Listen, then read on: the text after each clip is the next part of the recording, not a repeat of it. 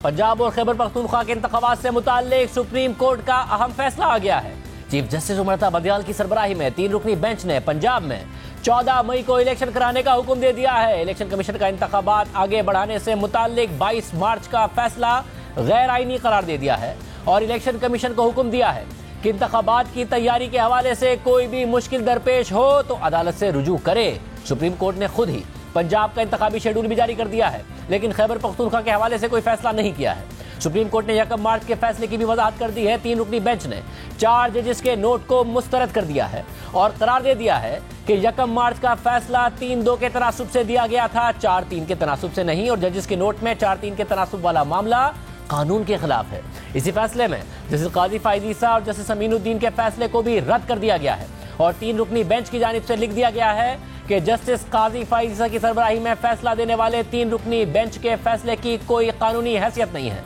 यानी आज chief justice की सरबराही में 3 रुकनी बेंच ने सिर्फ हुकूमती मौक़िफ़ ही नहीं बल्कि खुद अपनी अदालत के जजेस के मौक़िफ़ को भी उठाकर बाहर फेंक दिया है। ना हुकूमत की कोई बात मानी और ना सीनियर तरीन जजेस की बात मानी। जैसे काजी फाइज ईसा का फैसला गैर मौसर करार दे दिया और 4-3 के फैसले पर 4 जजेस की राय को 3 जजेस ने मुस्तरद कर दिया। इसके अलावा जिस रजिस्ट्रार के सर्कुलर के खिलाफ कल जस्टिस काजी फाइज ईसा ने खत लिखा और हुकूमत ने काबीना के फैसले के जरिए रजिस्ट्रार को वापस बुलाया, आज उसी रजिस्ट्रार के दस्तखत से बेंच बना जिसमें सीनियर तरीन जज जस्टिस काजी फाइज ईसा और बाकी 2 जजेस को बेंच में शामिल ही नहीं किया गया। उनकी जगह 6 जजेस शामिल किए गए जिन्होंने 5 मिनट से भी कम की समाअत में अस्कुद नोटिस केस ही बंद कर दिया। 3 रुकनी बेंच के फैसले के मुताबिक इलेक्शन कमीशन के 22 मार्च के फैसले को गैर आईनी करार देकर उसे मुस्तरद किया जाता है। आइन और कानून इलेक्शन कमीशन को 90 दिन से आगे इलेक्शन की तारीख बढ़ाने का इख्तियार नहीं देते। पंजाब असेंबली का जो इलेक्शन प्रोग्राम इलेक्शन कमीशन ने 8 मार्च को नोटिफाई किया था उसे फौरी तौर पर बहाल किया जाता है,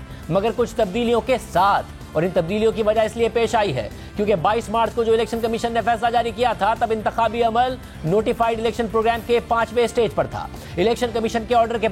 13 दिन जाया हो गए हैं, जिसके नतीजे में बकिया स्टेजेस को जाया दिनों की वजह से आगे बढ़ाना होगा और इलेक्शन प्रोग्राम को तब्दील करना होगा। हम इस नतीजे पर हिचकिचाहट के साथ पहुंचे हैं, लेकिन हम इसे इलेक्शन कमीशन के फैसले के जरिए पैदा होने वाली सूरत हाल में नागुज़ीर समझते हैं, इसलिए इलेक्शन प्रोग्राम को तब्दील किया जाता है। अब पंजाब में उम्मीदवारों की हतमी फहरिस्त 18 अप्रैल को शाया की जाएगी और नामजदगी से दस्तबरदारी और उम्मीदवारों की नजरसानी शुदा फहरिस्त की इशाअत 19 अप्रैल को होगी। इंतखाबी निशानात 20 अप्रैल तक अलॉट किए जाएंगे। पंजाब असेंबली के इंतखाबात के लिए पोलिंग का दिन 14 मई का होगा। यानी अदालत ने पूरा शेड्यूल जारी कर दिया है और जिसके बाद अदालत ने अपने फैसले में लिखा है कि इस पूरी सूरत हाल में पोलिंग का दिन नागुज़ीर होने की वजह से 30 अप्रैल से शिफ्ट करके 14 मई किया जाता है। इस हवाले से यह हिदायत दी जाती है कि पंजाब और खैबर पख्तूनख्वा में इंतखाबात के लिए वफाकी हुकूमत हर सूरत 10 अप्रैल तक इलेक्शन कमीशन को 21 अरब रुपए का फंड जारी करे और इलेक्शन कमीशन 11 अप्रैल तक सुप्रीम कोर्ट में एक रिपोर्ट जमा कराए जिसमें वो ये बताए कि आया कि उसे फंड दिया गया है या नहीं, और अगर दिया गया है तो क्या पूरी फंडिंग दी गई है या किस्त में दी गई है। इलेक्शन कमीशन की तरफ से फंड्स की रिपोर्ट बेंच अराकीन के चैम्बर में पेश की जाए। फंड्स ना मिलने या शॉर्टफॉल होने की सूरत में सुप्रीम कोर्ट मुतल्लिका हुकाम को हिदायत जारी कर सकता है और इलेक्शन कमीशन को यह इख्तियार होगा कि वो इन फंड्स को पहले पंजाब में आम इंतखाबात के मकसद के लिए इस्तेमाल करे और उसके बाद अगर खैबर पख्तूनख्वा की असेंबली में आम इंतखाबात से मुताल्लिक पैसों का शॉर्टफॉल होता है तो इलेक्शन कमीशन अदालत के सामने इस हवाले से मुनासिब अहकामात के लिए रुजू कर सकता है। अदालती फैसले के मुताबिक पंजाब की निगरान काबीना और बिलखुसूस सेक्रेटरी और IG पंजाब 10 अप्रैल तक सिक्योरिटी और इलेक्शन ड्यूटी से मुताल्लिक खातिर ख्वाह अमले का एक ऐसा प्लान इलेक्शन कमीशन को फराहम करे जो इसे काबिल कबूल हो। वफाकी हुकूमत इंतखाबात के लिए अफवाज, रेंजर्स, FC और दीगर तमाम उन एहलकारों की मौजूदगी को यकीनी बनाए जो बिलवास्ता या बिलावास्ता उसकी कमांड में आते हैं और जिनकी इलेक्शन कमीशन को सिक्योरिटी और दीगर मकासद के लिए जरूरत है। और इस हवाले से वफाकी हुकूमत 17 अप्रैल तक इलेक्शन कमीशन को अपना प्लान फराहम करे जो इलेक्शन कमीशन के लिए काबिल कबूल हो। कमीशन की मुआवनत से मुताल्लिक वफाकी हुकूमत और पंजाब की निगरान हुकूमत ने अदालती हुक्म पर अमल दरामद ना किया तो कमीशन मुनासिब फैसले के लिए अदालत को आगाह करे। जिसके बाद अदालत ने अपने फैसले में लिखा कि हमारी तवज्जो जस्टिस मंसूर अली शाह और जस्टिस जमाल मंदूखेल के 27 मार्च के अक़लियती फैसले पर मबजूल कराई गई जिसमें कहा गया था कि इन मामलात का 4-3 की अक्सरियत से फैसला हो चुका है। अदालती फैसले के मुताबिक अक़लियती फैसले में 4-3 की अक्सरियत की जो पोजीशन मोअज़्ज़िज़ जजेस ने ली है वो गलती पर मबनी है और कानून पर पूरा नहीं उतरती है। जिसके बाद अदालत ने अपने फैसले में लिखा कि हमारी तवज्जो सुप्रीम कोर्ट के 29 मार्च के फैसले पर भी मौजूल कराई गई जिसमें जस्टिस काजी फाइज ईसा और जस्टिस अमीनुद्दीन खान का अक्सरियती फैसला था और जस्टिस शाहिद वहीद का इख्तिलाफी नोट था, जबकि मौजूदा मामले की समाअत बरकरार है। اور اس बेंच के फैसले पर जस्टिस काजी फाइज ईसा और जस्टिस अमीनुद्दीन खान के अक्सरियती फैसले में दी गई ऑब्जर्वेशंस का कोई असर नहीं पड़ता। अदालती फैसले के मुताबिक जहां तक खैबर पख्तूनख्वा में इंतखाबात का मामला है, जिससे मुताल्लिक मौजूदा दरख्वास्त गुजारों ने भी रिलीफ मांगा है, तो इस हवाले से जो वकील खैबर पख्तूनख्वा के गवर्नर की तरफ से पेश हुए और फिर वो अपनी पेशी से एक सियासी जमात के मौक़िफ़ की वजह से दस्तबरदार हो गए, क्योंकि वो वकील उसी सियासी जमात की नुमाइंदगी भी कर रहे थे, इसलिए गवर्नर खैबर पख्तूनख्वा की अदालत में कोई नुमाइंदगी नहीं थी। इस सूरत हाल में खैबर पख्तूनख्वा से मुताल्लिक मामलात पर गौर नहीं किया गया और दरख्वास्त गुजार को इजाज़त दी गई है कि वो इस हवाले से मुनासिब फोरम पर रिलीफ हासिल करने के लिए दरख्वास्त दायर कर सकते हैं। अब अहम बात यह है कि 3 रुकनी बेंच ने अपने फैसले में 90 दिन में इंतखाबात की अहमियत पर बात की है, मगर जो शेड्यूल जारी हुआ है वो 90 दिन से आगे इंतखाबात की बात करता है। और अदालत ने अपने फैसले में खैबर पख्तूनख्वा में इंतखाबात का मामला सिर्फ इसलिए छोड़ दिया कि अदालत में समाअत के दौरान गवर्नर की नुमाइंदगी नहीं थी, यानी वकील नहीं था। इसलिए सवाल उठता है कि अगर इस केस में अटॉर्नी जनरल ने वफाकी हुकूमत की नुमाइंदगी ना की होती तो क्या अदालत वफाकी हुकूमत से मुताल्लिक भी अहकामात जारी ना करती? अगर कल गवर्नर फिर वकील के जरिए अपनी नुमाइंदगी नहीं करेंगे तो क्या अदालत खैबर पख्तूनख्वा में इलेक्शन का इसी तरह हुक्म नहीं देगी जिस तरह पंजाब में दिया गया है? इसी तरह इस पूरे मामले के दौरान जो तनाज़ा रहा है कि सुप्रीम कोर्ट का फैसला 3-2 का है या फिर 4-3 का, इस हवाले से 3 रुकनी बेंच ने अपने फैसले में सिर्फ एक पैराग्राफ लिखा है और कहा है कि अक़लियती फैसले में 4-3 की अक्सरियत की जो पोजीशन मौजूद जजेस ने ली है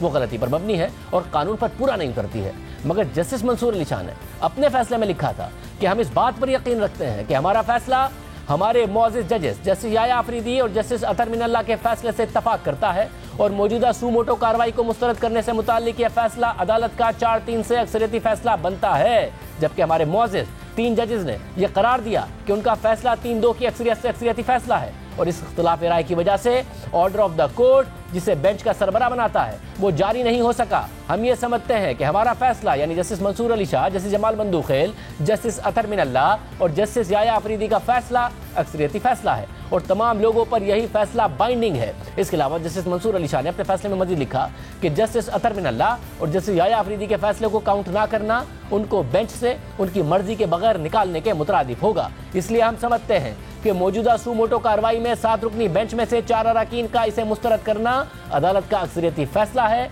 हमारी राय मशहूर ज़माना पनामा केस की नज़ीर से भी मुस्तहकम होती है, क्योंकि पनामा केस में इब्तिदाई अदालती फैसला 3-2 की अक्सरियत से जारी किया गया और जब अक्सरियती फैसले के बाद जो केस की समाअत हुई थी तो उसमें वो जजेस शामिल नहीं थे जिन्होंने इब्तिदा में हतमी फैसला दे दिया था, लेकिन उन्हें बेंच से अलहदा नहीं समझा गया और उन्हें 3 जजेस के हतमी फैसले में भी फरीक बनाया गया और वो 2 जजेस नजरसानी अपील सुनने के लिए भी बेंच में बैठे थे। इसी तरह 3 रुकनी बेंच ने आज अपने फैसले में सूमोटो इख्तियार से मुताल्लिक जस्टिस काजी फाइज ईसा और जस्टिस अमीनुद्दीन खान के फैसले का तज़किरा किया है और लिखा है कि जस्टिस काजी फाइज ईसा और जस्टिस अमीनुद्दीन खान के फैसले में दी गई किसी भी ऑब्जर्वेशन का इस फैसले पर कोई असर नहीं है। साथ ही आज ही जस्टिस काजी फाइज ईसा और जस्टिस अमीनुद्दीन ने जिस केस में फैसला दिया था, सुप्रीम कोर्ट के 6 रुकनी बेंच ने इस केस को ही बंद कर दिया है। अहम बात यह है कि 6 रुकनी बेंच का रोस्टर उन्हीं सुप्रीम कोर्ट के रजिस्ट्रार ने जारी किया है जिन्हें कल ही वफाकी काबीना ने सुप्रीम कोर्ट से वापस बुला लिया था और इस्टेब्लिशमेंट डिवीजन रिपोर्ट करने का कहा था, मगर आज उसी रजिस्ट्रार के दस्तखत से एक रोस्टर जारी हुआ। जस्टिस एजाजुल हसन की सरबराही में 6 रुकनी नया बेंच तश्कील दिया गया। हालांकि पहले जस्टिस काजी फाइज ईसा, जस्टिस अमीनुद्दीन खान और जस्टिस शाहिद वहीद पर मबनी 3 रुकनी बेंच इस केस की समाअत कर रहा था और इसी बेंच ने ही 29 मार्च को 2-1 की अक्सरियत से चीफ जस्टिस के सूमोटो और बेंचेस के तश्कील के अख्तियार पर सवालात उठा दिए थे और ये ऑर्डर जारी किया था